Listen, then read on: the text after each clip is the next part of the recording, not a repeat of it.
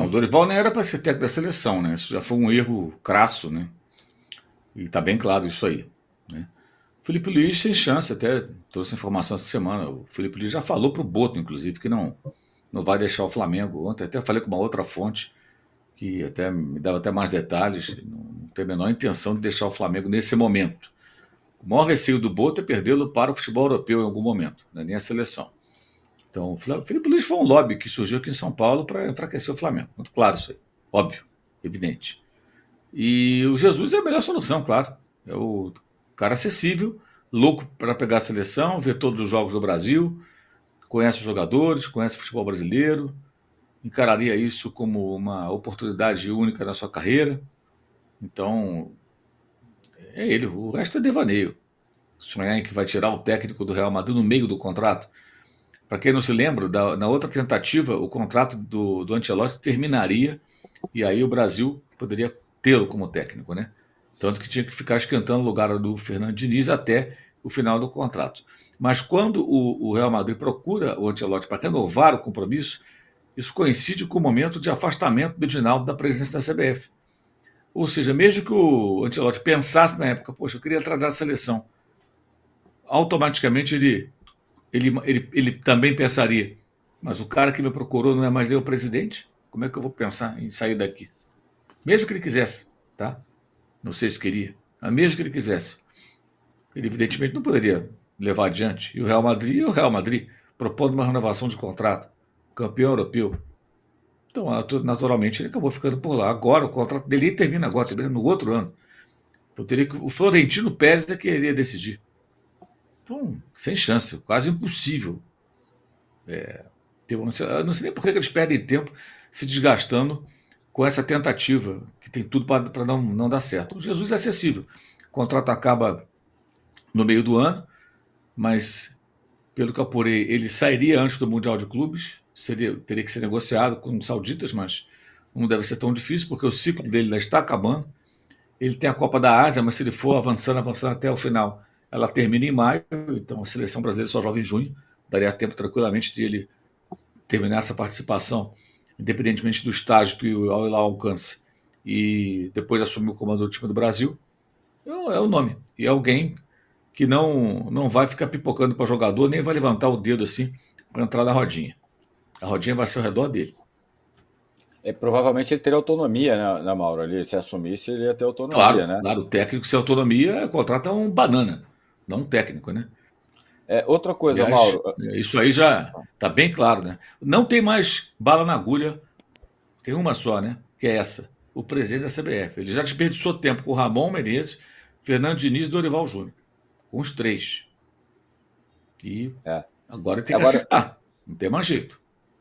eu não deveria, né, Mauro? Mas pelo que você conhece de CBF, as influências que tem na CBF, você acha que tem algum risco do Jesus não ser procurado por conta lá do desgaste que chegou a ter com o Neymar? Ou você acha que a CBF vai ignorar o caso do Neymar? Porque estava se fazendo todo um negócio em cima da volta do Neymar agora, né? Você acha que isso pode influenciar numa decisão da CBF? Não, poder pode, mas seria um absurdo. Na situação que a seleção brasileira está, você ficar priorizando paparico a jogador, é muita vontade de dar errado, né? Como eu falei, a situação agora é outra, não tem mais chance de errar. E outra coisa, o Jesus, se o Neymar tiver em condições, jogando bem, então ele vai convocar. Ele vai convocar. Ele vai chamar. Mas o Neymar não quer isso, né, Mauro? O Azar do Neymar quer Neymar. alguém que. O É, Neymar quer alguém subserviente a ele, que convoque ele mesmo, ele exato, mas aí é azar do Neymar. A CBF vai ter que fazer uma inchado, em má escolha. condição. Vai ter que fazer uma escolha. Aliás, por que a CBF conta com o Neymar na seleção? Quanto tempo ele não joga? Desde 2023, quando ele, contrariando uma orientação do Jesus, saiu da Arábia Saudita, veio para a América do Sul e se machucou lá em Montevidéu no jogo entre Uruguai e Brasil. Lesão de ligamento, já não estava bem fisicamente, na avaliação do próprio português. Chegou lá, teve uma lesão que não tem nada a ver com isso, uma lesão gerada por outras questões, outras causas, né?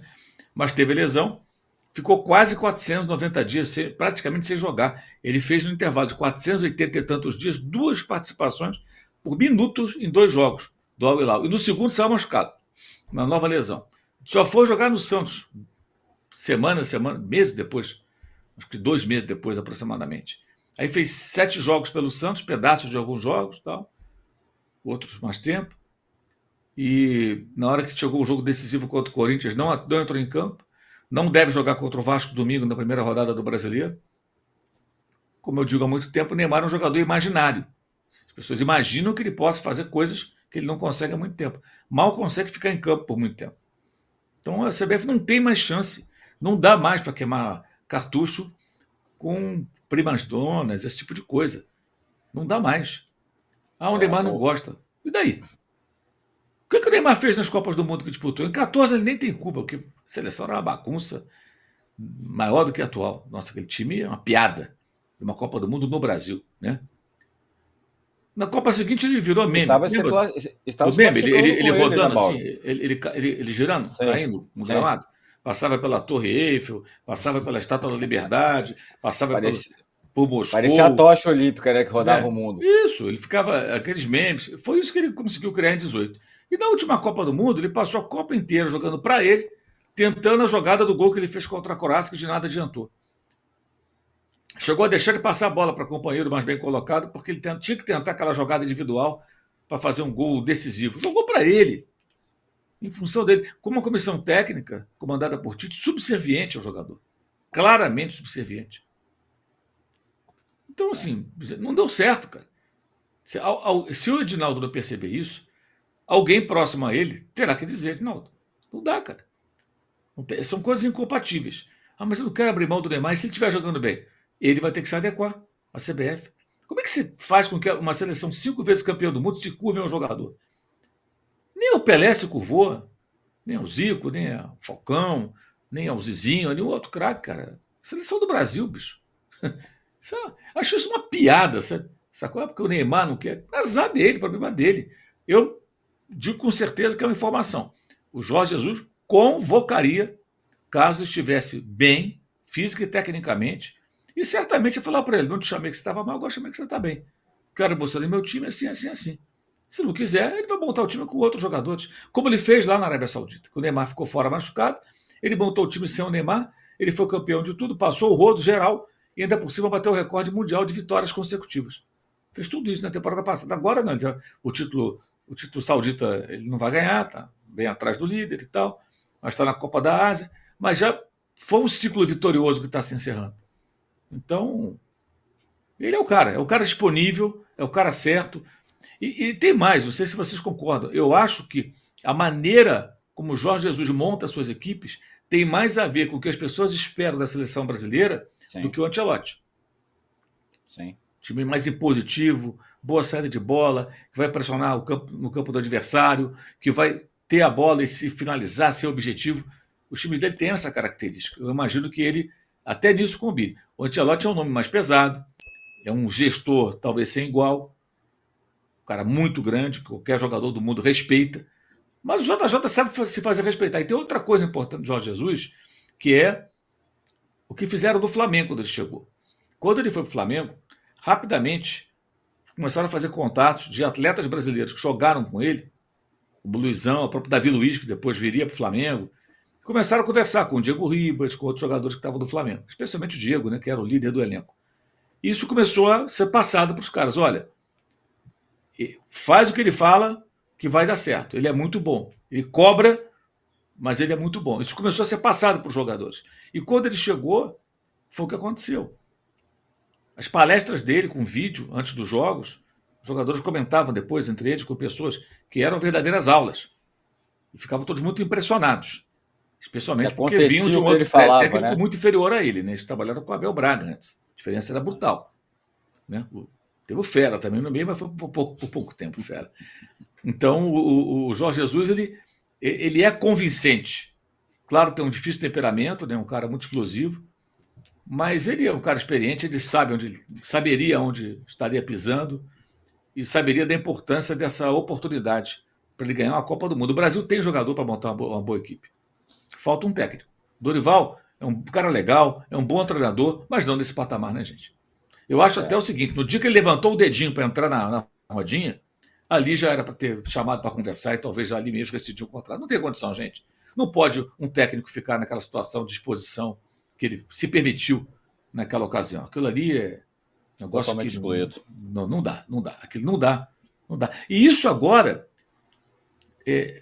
dá um pouco, não digo de razão, não é questão de razão, mas fica mais fácil entender por que além das questões econômicas que eu já citei aqui, havia um impasse também na questão econômica, para ele renovar com o Flamengo no final de 2022, havia um impasse, ele fez uma pedida altíssima por intermédio do seu empresário, seu agente, isso chocou os dirigentes do Flamengo, eles falaram, peraí, sabe, tipo, era coisa para aumentar muito o salário, premiação, multa rescisória altíssima se quisesse mandá-lo embora, era um negócio bem pesado.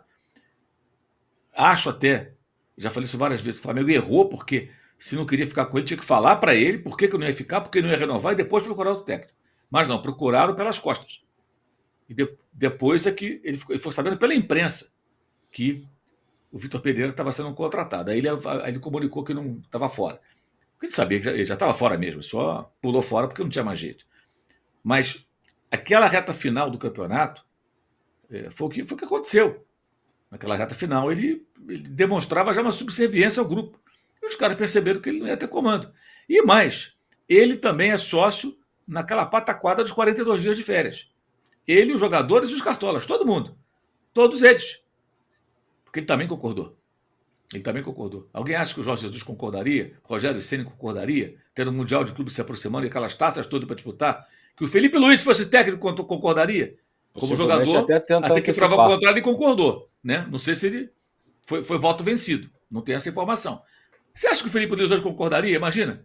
Se o Flamengo fosse campeão da Libertadores, tivesse o Mundial para jogar no começo de 2025. Ele ia concordar com 42 dias de férias? Não ia concordar, de jeito nenhum. Nenhum técnico, porque ele já está igual na seleção. Meio que refém do grupo.